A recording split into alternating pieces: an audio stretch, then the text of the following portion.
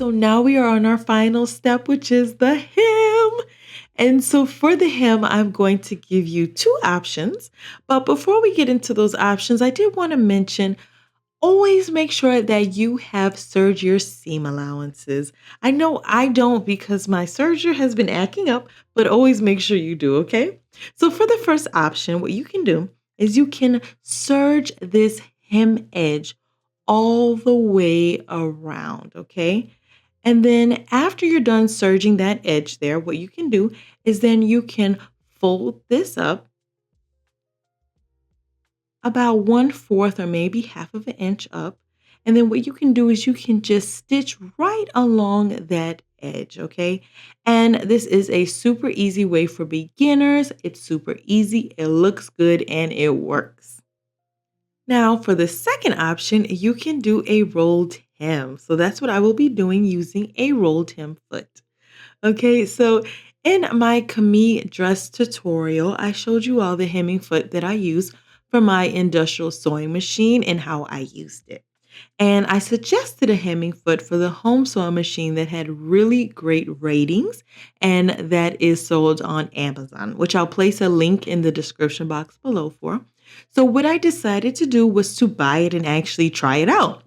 So as you can see here, it actually comes in three different sizes, okay? So the first one is gonna be a really teeny tiny hem, the second one more normal, and then the third one's gonna be your larger, for a bit larger hem, okay?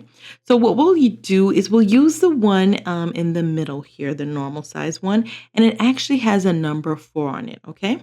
So as you all know, I always use my industrial machine, but I actually went out and bought a home sewing machine to try it out on.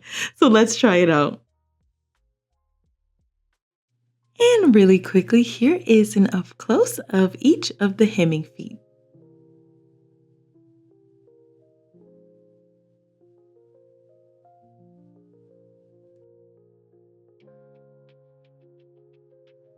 Okay, so let's get the hem fabric here. And what I like to do with the presser foot up is I like to fold the fabric here.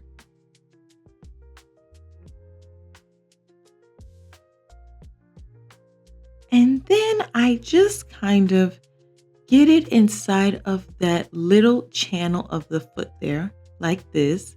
And so once it's inside of there, I then put my presser foot down, okay? And it's gonna be very important that you kind of push this fabric over when you sew it, okay? Now, the next step was essential for me, and that is moving the position of the needle. So initially, the needle position was at 0, and as you can see, the needle was way over here. But when I move the needle, it shifts it over, and I can catch the edge of the fold here. So we want to catch that fold there, okay? So right now, I have it at a 2.5. And here I am changing the needle position to 2.5, but you can definitely play with this to get the needle position that works best for you. So now we are ready to start sewing.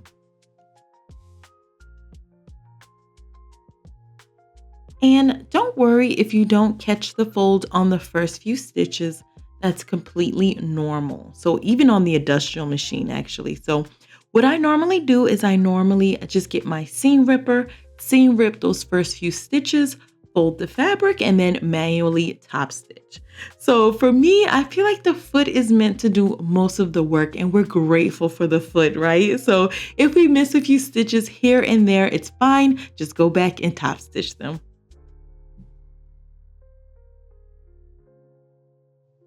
And as you can see here, the key is that you always make sure that you're pushing the fabric over the foot there and keeping it in place.